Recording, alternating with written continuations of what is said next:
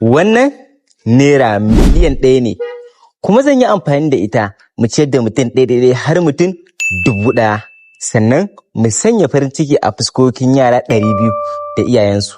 Ku zo mu je mu ga yadda ta kasance. Let's go! Kai tsaye sai gani a kasuwar Dawanau na siyi doya, ina zuwa gida gashi nan kamar da kuke gani fatan doya ne lafiyayye. Wow! Ta wannan bangaren ga katuwar tukunya, ga kuma irin tukwanen ta na bangaren suma. To bayan mun gama komai yayi ready na fara kwashewa gashi nan kamar da kuke gani. La ilaha illallah. Sorry. Muna gama muka fara sassakawa a leda, sannan sai mu saka a takwai gashi nan kamar yadda kuke gani. To bayan mun gama mun yi ta kauye akalla sama da 1000 sai muka fito waje muka fara ma da mutanen kofar gida. Sai ga ma asibitin Murtala. Gashi nan kamar yadda kuke gani, daki muka dinga bi a asibitin Murtala, muna zuwa muna rarrabawa gado muna bi. Gashi nan kamar yadda kuke gani. Bayan mun fito daga wannan muka ƙara shiga wannan ɗakin. Gashi nan kamar yadda kuke gani haka muka dinga bi muna basu. Daga nan kuma sai ga ma asibitin Sasunusu dake Yankawa. Wato shi wannan asibitin, kowane ɗaki da ke cin asibitin nan sai da muka shiga muka je muka bada abinci. Daga nan kuma sai ga mu a primary din Dan Dago.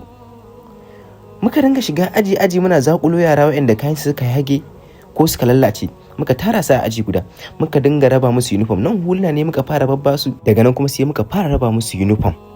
Sai da muka dinka uniform set 100 na mata, set 100 na maza, set 200 kenan. Sai muka kawo set 100 wannan makarantar na maza 50 na mata 50 gashi nan kamar yadda kuke ku duba yadda yarinyar nan ta kyau. To sai muka dinga bi mana auna su, da yayi maka daidai sai mu baka. To ana ba su ma wasu daga cikin yaran suka fara sassanje kayan gashi nan kamar yadda kuke gani, a bangaren kuma mata kamar yadda kuke gani. Alhamdulillah. To ku sani fa, kuɗin ku da kuke bani da shi muka hada muka yi wannan aiki mai 1500, 200, 10,000, 20,000 muka hada muka yi wannan abu. Ga wanda yake so shi ma ya bada wani abu, ga account number ɗina nan a sama.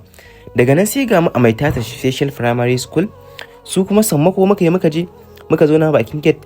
Duk wanda ya to maka kayansa sun lallace sai mu kira shi sai mu dau sunansa sai mu ce ya tafi.